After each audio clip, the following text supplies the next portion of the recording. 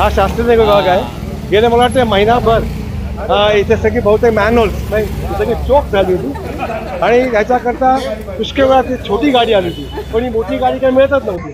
ती म्हणे की ती काय वर्कशॉपला पडू नये, रिपेअर करायची आहे। आता महिन्याभर ती आली आणि खरं म्हणजे मॅडमच्या अथक प्रयत्नांना यश आलं, त्याबद्दल मॅडमचं शतशः धन्यवाद। आणि ह्याच्यापुढे तुम्हाला तुमच्या कार्याला आमचे आशीर्वाद आहे। डोंट वरी।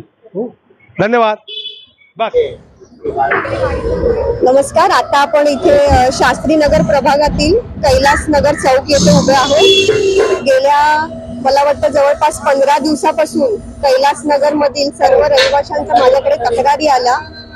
त्यांना अतिशय दुर्गंधीयुक्त असं दूषित पाणी येत होतं। त्याच्यानंतर आम्ही आपले पाणी पुरवठ्याचे अधिकारी उदय सूर्यवंशी सर त्यांच्याशी आम्ही एक दौरा केला। त्याच्यामध्ये प्रत्येक सोसायटी मधलं आम्ही दूषित पाणी घेतलं आणि ते तपासणीसाठी पाठवलं।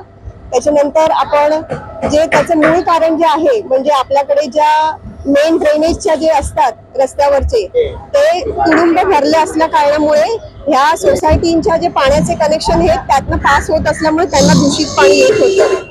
मग तत्काळ मी आयुक्तांची भेट घेतली आणि आपले जलमल निस्तारण अभियंता नवांगुळ साहेब यांना पत्राद्वारे तसेच आयुक्तांना पत्राद्वारे कळवलं, पण फारसा काही नवांगुळ साहेबांकडनं एवढा रिस्पॉन्स मिळाला नाही। कारण आपली केडीएमसीची गाडी ही पूर्ण केडीएमसी मध्ये एकच सेक्शन गाडी आहे आणि ती आपली ठाण्याला वेअर हाऊसला रिपेअरिंगला आहे असं वारंवार सांगण्यात आले। मी दररोज सकाळी 9-9:30च्या सुमारास नवांगुळ साहेबांना फोन करून या तक्रारीचा पाठपुरावा करून आज फायनली आयुक्त महोदयांचे आणि नवांगुळ साहेबांचे मी धन्यवाद मानते की आज शास्त्रीनगर प्रभाग कैलासनगर येथे त्यांनी ही पाणी सेक्शन सुपर सेक्शनची गाडी पाठवून नागरिकांच्या समस्याचे निवारण करण्यास आम्हाला सहकार्य केल्याबद्दल पूर्ण शास्त्रीनगर प्रभागातील नागरिकांतर्फे मी त्यांचे धन्यवाद मानते। जय हिंद, जय महाराष्ट्र।